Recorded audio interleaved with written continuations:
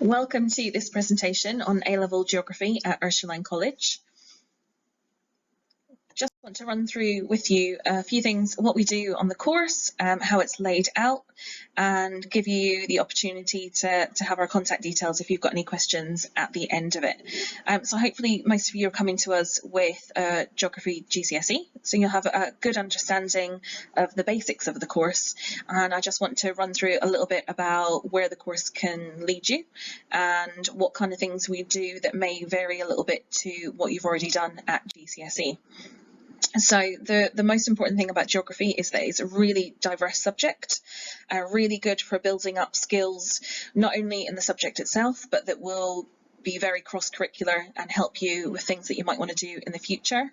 One of the biggest skills you'll get is the ability to analyse data that you're given and to be able to research and form your own thoughts and opinions on a range of different topics, especially those that are happening in the world at the moment. It still remains the degree that is most likely to get you employed after you've done it at university. So moving on to a degree in geography could be one of your options, but the skills that you'll gain mean that you can go into a variety of different career paths, not just uni, depending on what you want to do later on in life. And I've just put some of the ideas of jobs that you can do later on. There's a massive surge, especially in geographical information systems, as kind of our technology advances. So overview of the course is we study 6 topics in total, and just like you did at GCSE, they range between physical geography and the more human aspects of geography. So we follow AQA, just as most of our students have done at GCSE, and some of the topics we do kind of carry on but just go into a lot more depth and examine the topics in a lot more detail. At the end of the 2 years, you will sit 2 papers, one on the physical aspects of geography and one on the human aspects. They're both 2.5 hours long and both account for 40% of your marks. And you can see the topics that we do there on the screen. I'll talk about those in a little bit more detail in a second. You also do fieldwork investigation, worth 20% of the marks. So you choose your own topic. It's very independent and lots of opportunity to kind of research and analyse your own data. As long as it's in the specification, you can choose any aspect that you want to study in a bit more detail. So that's really, really good. So paper 1, we cover water and carbon cycles, coastal systems and landscapes, and hazards. I tend to start with hazards because you would have done that at GCSE, and it's nice to start with a familiar topic, and it will be a good introduction to showing you how the course varies, how it's become a little bit more difficult to GCSE, but also how we get to do some more interesting case studies and look at the topics in a bit more depth.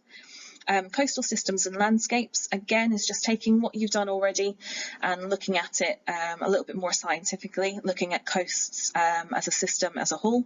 And water and carbon cycles incorporates lots of work on climate change and deforestation. So really good at looking at what's happening kind of in geography in the news at the moment. Paper 2, your human paper, looks at global systems and global governance.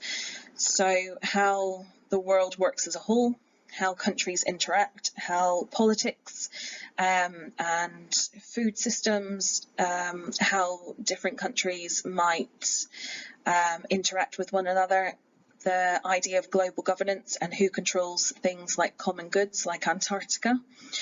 We look at change in places, so what makes a place a place? How does that place, how has it changed over time? You get to choose your own case study for this and look at a place that's kind of particular to you in a lot of depth, and to look at what makes it the place that it is, whether that's music or culture or arts or the geography. And then also contemporary urban environment, so building on what you did in urban issues and challenges at GCSE. So loads of kind of different opportunities for reading throughout the subject. I've just put some examples of the books that we use, but we've got a wide range of textbooks, articles and opportunities to kind of look at online subscriptions. So really good topic for being able to read around the subject and to be able to kind of start forming your own opinions, asking your own questions, keeping up with what's happening in the world at the moment. And then extracurricular, it wouldn't be geography without fieldwork, obviously, being COVID dependent, but we would like to get you out as much as possible.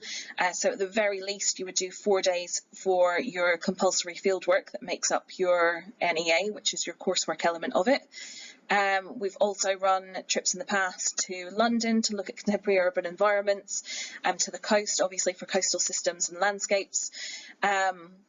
And then a variety of other kind of field trips that we can run as and when possible that you'll be invited onto as well. There's also lots of opportunities for Serviam, so if you'd like to get involved in helping the younger years with their geography lessons or supporting the geography department who run the Eco Club. So lots of opportunities to kind of boost your skills and boost your experience for your CV and for your UCAS applications. So if you have any questions whatsoever, you want to know things in a bit more detail, if you've got questions about any of the topics, want to ask anything whatsoever, then my email address is on the screen, so just let me know if you've got any questions. Thank you.